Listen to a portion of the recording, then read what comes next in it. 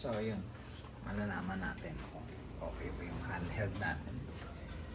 Try natin tong iPhone na naka-handheld. Tapos try natin sa may mga mandilim na side ng bahay. Tapos, ayan. Ito tayo ng kusina. Kamusta ba? Ang itsura natin dito.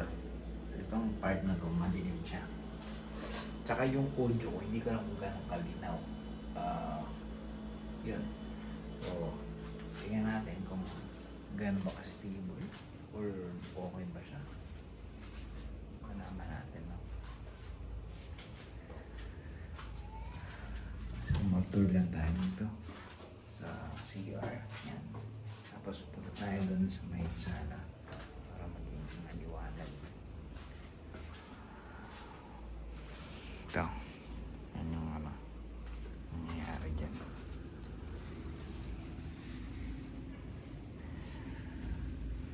Tapos zoom natin doon sa mga naglalaro kahit tanghaling tapat. May bata pang malupit. Hindi lang sila kahit mainit.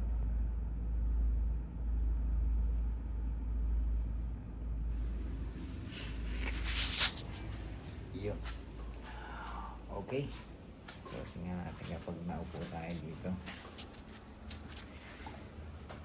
Hindi ko ginagamit yung front cam kasi medyo kailangan ko na mas wider. So, mamaya try natin yung wider, no?